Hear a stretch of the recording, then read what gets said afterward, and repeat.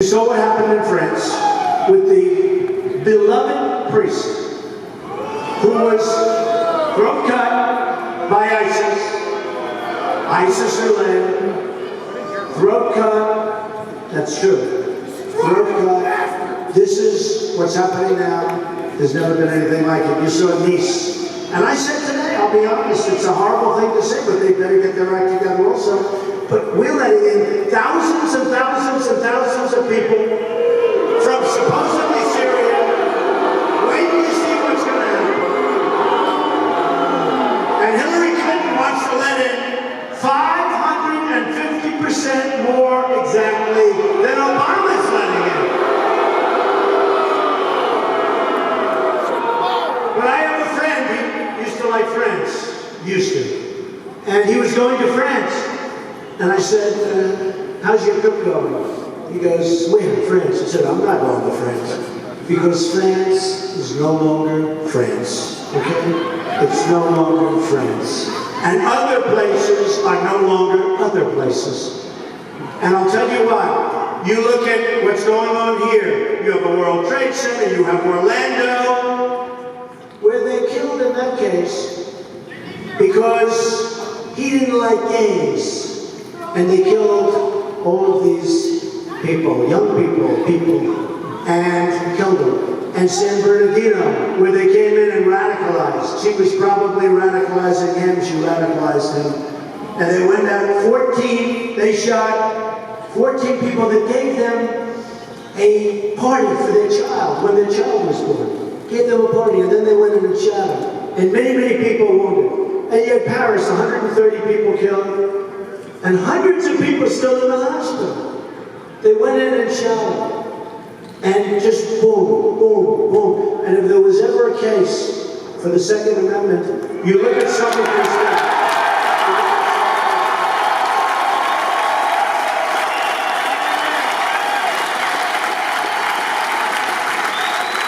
I mean, as an example, in San Bernardino, and we had one or two like you or like you, but if we had a couple of people right here having a gun, and these maniacs came in shooting, and you go boom, boom, and you know what? If they thought you had a gun, they probably wouldn't have shut up in the first place.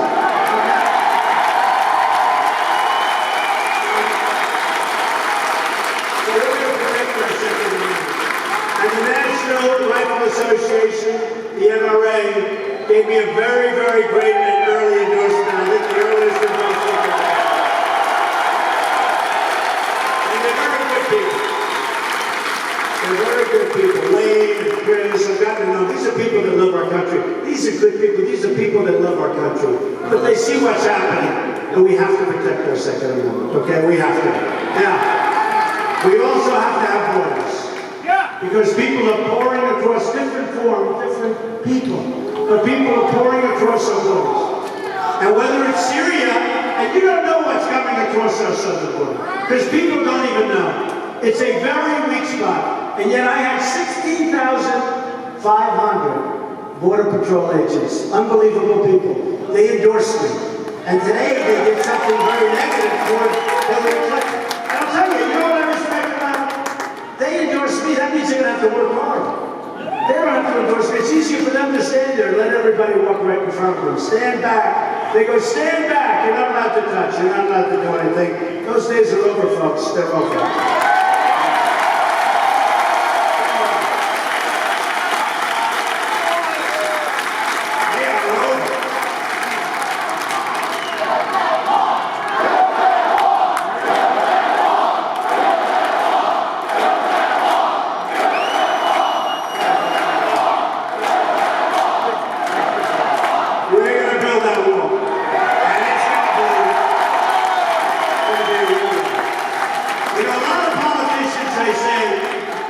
Between you and I, you're really not serious about building the wall. So, why? You can't build a wall like that. So, the wall is 2,000, but you don't need 2. You need really 1,000 miles. It's really 2, but you have a lot of natural barrier and a lot of things. So, the wall is 1,000 miles, right? Believe me, so easy. You build buildings, this is like easy. But the wall is 1,000 miles, right? So in China, years ago, they built one hell of a wall, the Great Wall of China.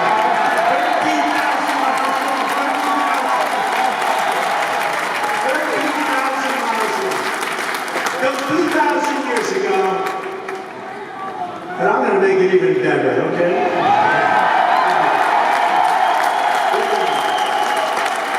But these politicians would come up to me and they'd say, you really can't build one. You know how easy that is? You know how easy that is? You build buildings 92 stories, 98 stories. This is so, walls are so easy. That'll go up like magic. Did you see it now? Beautiful precast plank, all beautiful. Sunk right into the foundation. Look.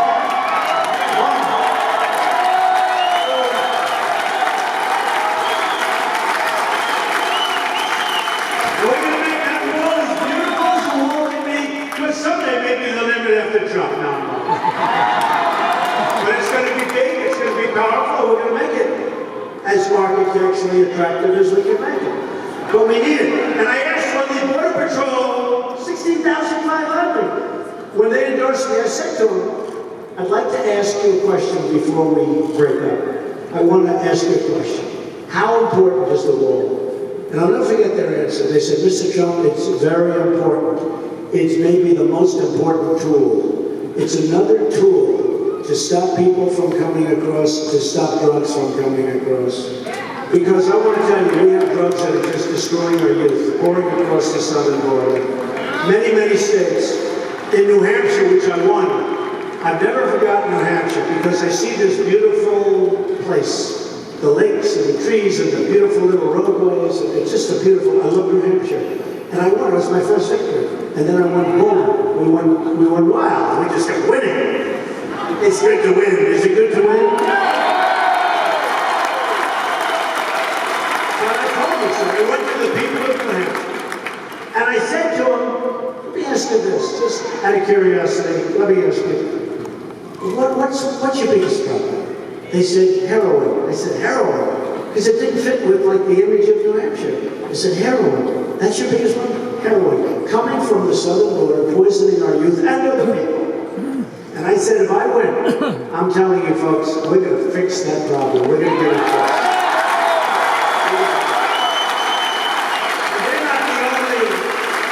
They're not the only community.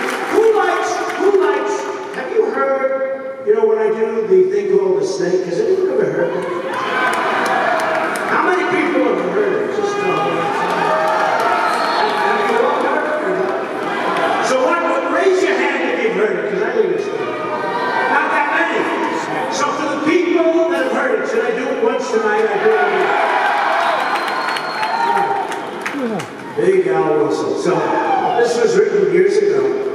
And you have to think in terms of the border. And you have to think in terms of ISIS and people coming across the border when you hear this. I haven't done this in a long time. But I love it because it's so descriptive. So I'll do it? Yes. But think, the border, people coming across, you know bad things are going to happen. It's only a question of time. This guy wants to get over.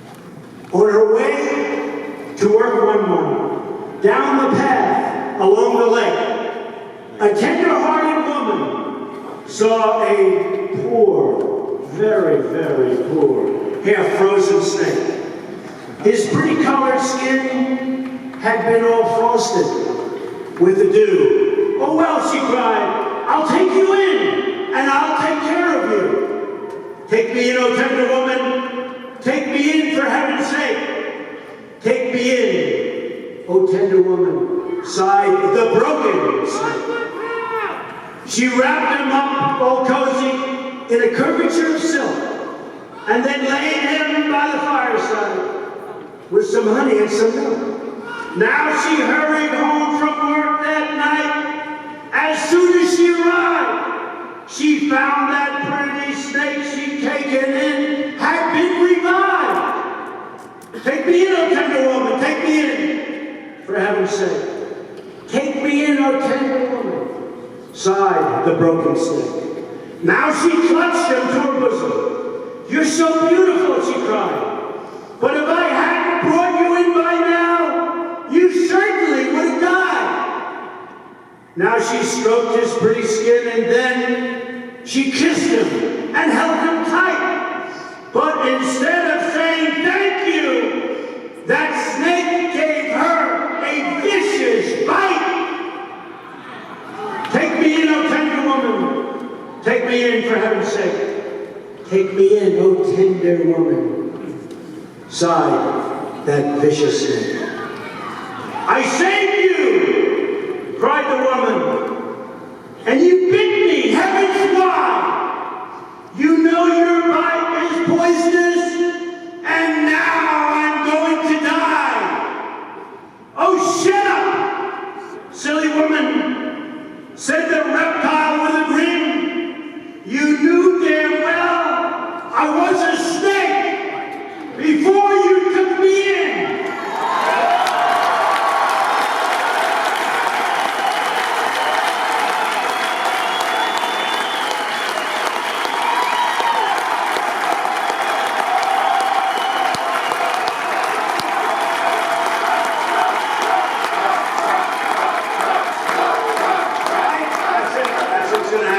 I hate to tell you, folks. We can be nice, we can be soft, we can be wonderful, we can have a big, beautiful heart. We can talk about our Constitution, and I love our Constitution. But you know, our Constitution doesn't allow us to commit suicide, okay? We've got things that we really have to think very hard about. And we're talking about territories, we're talking about areas. We're not going to let these people in. We're not letting them in. Remember the snake. We're not going to let them in. And it doesn't take everybody. And I have a heart as big as anybody in this massive arena that's packed. I have a big heart. And we're going to build with other people's money because we owe $19 trillion. We're going to build safe havens. We're going to build safe havens in Syria. We're going to get the Gulf states to put up the money. They have nothing but money. And if it wasn't for us, they wouldn't be there for 15 minutes. But we're not going to bring people into this country. We're bringing them in right now by the thousands, and we don't know who they are, where they come from. There's no documentation, and law enforcement. Look, I've gone to the best. Law enforcement officials say there's no way of saying where the hell they come from. Okay?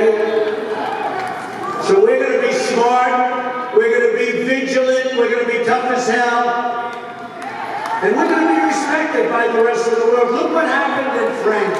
Look at what's going on in Germany. Look at what is going on in the world. The world's a different place. And it's all leadership. But we're taking in tens of thousands of people. And you watch. Remember this snake that I just read to you. Just remember. Just say, I've been so right. You remember I said take the oil? I also said don't go into Iraq. At the beginning, don't go into Iraq, you're going to destabilize the Middle East. All right, they went. Then I said take the oil. Take the oil. To the victor belong the spoils. I don't know if he was a victor, but we certainly knocked the hell out of him. But we weren't really the victor because the victor would have been if we never went in. You know, for years and years, forever, Iran was fighting Iraq. What was Iraq, essentially? And they were the same. Militarily, they were the same, right? They'd fight for 5 years, back, forth, back, forth, back, forth. We read about it in a little story. They had a fight. Then Saddam Hussein would drop some gas, everybody would get angry. The other side would hit him with a little gas, then they'd rest for a couple of years. Right? Then they go back to fight. But it was the same. 10 feet this way, 10 feet that way, fight, fight, fight. Then we went in and decimated one of the countries. We decimated. So they can't fight. And Iran, as sure as you're standing here, sorry I couldn't get your seats, it's just too many people. You don't mind standing, right? But as sure as you're here, Iran's already essentially taken over Iraq, okay? And they've taken over a lot of the areas, a lot of the oil, and they're going to take over the rest. And Iraq is reporting to Iran. And we're like stupid people. We spend more than $2 trillion, thousands and thousands of lives. And you know what people don't understand is that Iraq has among the richest and best oil reserves in the world. They don't realize it. People don't realize it. So not only did Iran make a great deal with us on the 150 billion, that's peanuts, because we handed them Iraq. That they, after for years, but they couldn't do it because the armies of the military was the same. It was the same, but we decimated the land. Then Obama gets involved, and instead of taking his time and look, I didn't want to go in, but you don't move everybody out and announce the date. In fact, the other side, they didn't believe him. They thought it was, you know, a little con job. And they looked at it, they said, he's moving out. But they backed up, they didn't have to fight, because he's moving. I couldn't believe, when I heard he was going to give a specific date, can you imagine General George Patton or General Douglas MacArthur? They are right now, folks, spinning in their grave. We've been fighting this war for 15 years and we can't win it. And I will tell you, I didn't want to be there in the first place, but we can't let these animals go and chop off heads and drown people.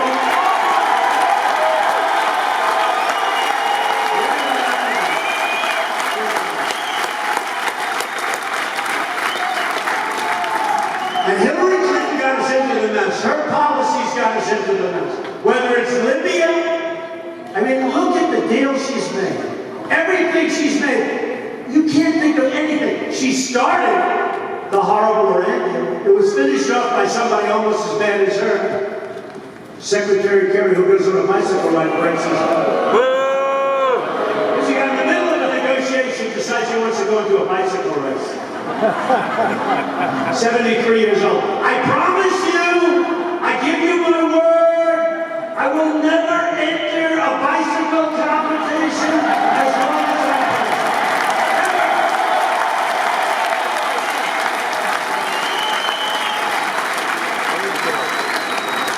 So we're going to have going over. Now, if you look at the convention on the Democrat side, they didn't have a flag. Did you notice on the stage there was no flag? So we started complaining, and I started complaining, and then they ran a couple of flags, very small ones. They didn't want it to be too big of a deal, right? But they didn't have a flag. They didn't have flag representation. Not good. Who else, and what else haven't they been talking about? They haven't been talking about our police. They haven't been talking about our police. They haven't been talking about law and order, and our police and our law enforcement people are incredible people. We wouldn't be here today.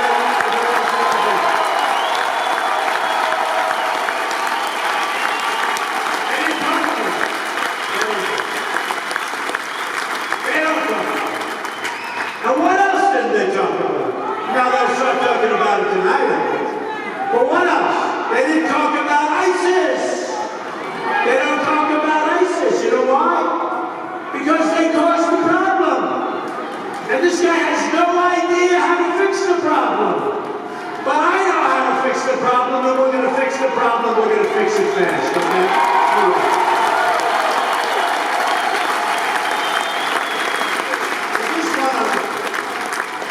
So, I've been complaining that the United States, which is being drained of its money, we have this massive military budget, massive, far greater than any other country. And everyone thinks, oh, isn't that wonderful?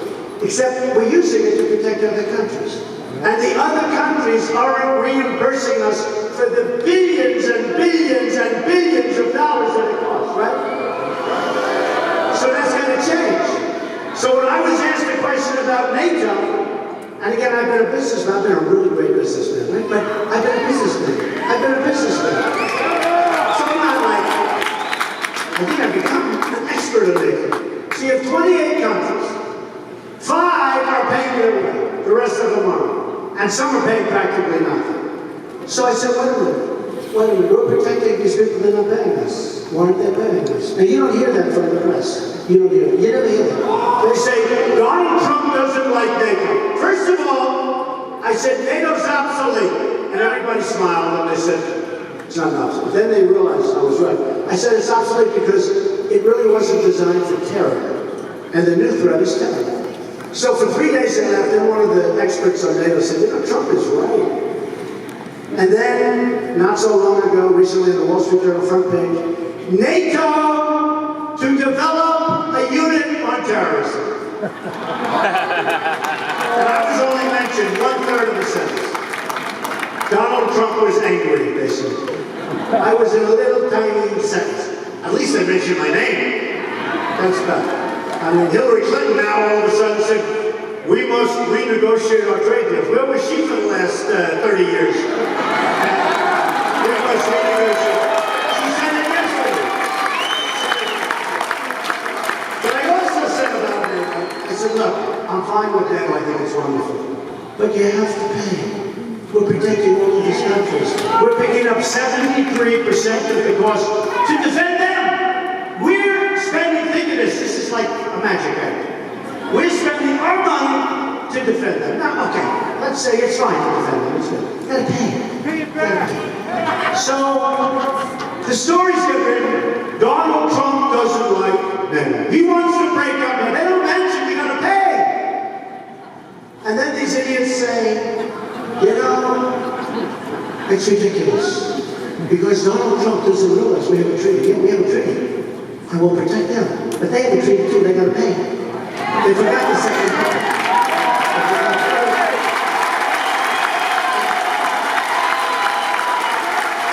And just so you know, I love the idea of NATO, I think NATO's great.